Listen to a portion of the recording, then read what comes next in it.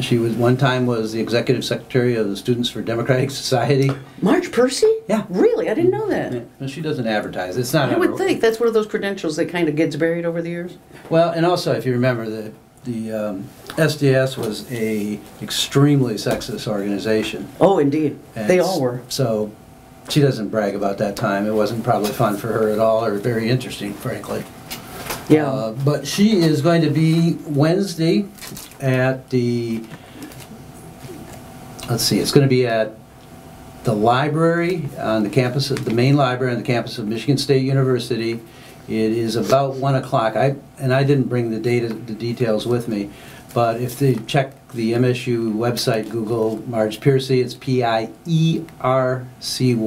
Yes, it's spelled unusually. It's unusual. Yeah. She's written she's also a poet, as I mentioned, and one of her really good books of poetry is called Made in Detroit. Oh. She lived in Detroit grew up in the 40s. Didn't read any of her poetry. That sounds great. One of her books that's quite interesting too is called Gone to Soldiers, which is one of the better books on World War II. Oh, really? Fictionalized, especially for a woman writing it. She had obviously no war experience. I would think. Within that book is a pretty good segment, if I recall, on would it be the 1943 Detroit race riots? Oh, the earlier ones, yeah. Right. And the ones that kind of get lost in the shuffle sometimes. They get lost in the shuffle because she remembers the tanks outside her house. Oh, wow. And when I first talked to her, I was thinking, was she talking about the 67 riots? Because I couldn't put the two together quite right. Yeah. No, it was 43. Wow. So I think if people could find out about it, and I apologize for not bringing the information, but I couldn't find it easily. That's been difficult. It's been so cold, I think, that everybody is not getting the word out very well. A lot of things are coming to campus. The other one that's coming up is on Wednesday. We're going to have TEDx this year at the Wharton Center. It's, I think, being hosted by a somewhat different group. Some of the logistics are different. We know that one of the guests we had on recently, April Pooley, who is sexual assault activist on campus and who has written a book about her own experiences. She's going to be there. That kicks off at 6 o'clock in the evening, and I believe there are still tickets available for that. Right. It's at Wharton. Yes. So it's the big place. And we were joking last week with April about had she ever been in front of a crowd that large or on a stage that large. It is pretty intimidating when you step out on Wharton stage. I've done it, and you look up. First, you can't see anyone. Well, that's always exciting. And so you can't really maintain any kind of contact with anyone. You just have to pretend they're in front of you, because as soon as the lights go on, you can't see a soul.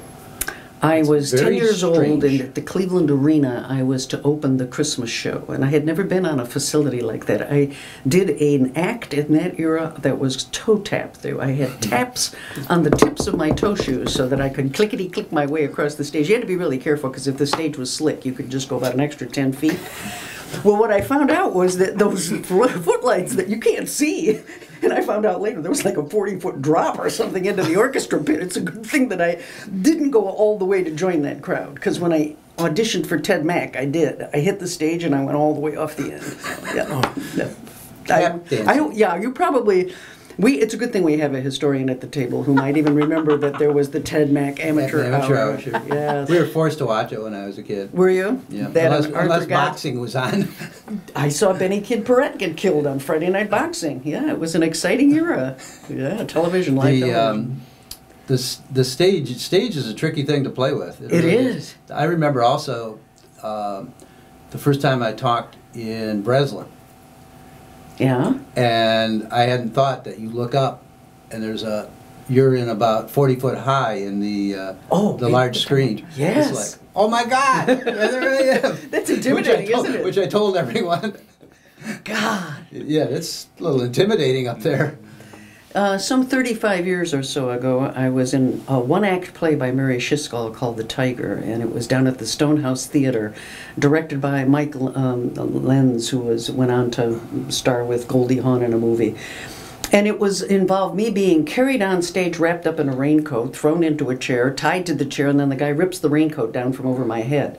The only problem was when he did that, he not only ripped the raincoat out from over my head, he ripped open the front of my entire suit. And I am wearing just a bra. And I realized This is the first time I've ever been on stage. It's the opening night, right? And I look out and everybody's just kind of going, is this part of the play? What's going on, right? And you see, I'm supposed to be tied up, and you see my hand come out and grab the front of the raincoat and pull it shut, right? And I realize there's my gynecologist in the front row. Now he knows who I am. I mean, it was bad. I stood up and my skirt fell off because he had ripped it. I mean, it was awful. You know those nightmares people have about being naked on stage? Here, me, yes. The Son of Frankenstein kind of style. It played one weekend a month for 3 months. So for 3 months, I sweated blood every night, waiting, knowing that next month I could well be humiliated like that again. It was horrible. Ended my acting career. Never do that again. Well, yeah.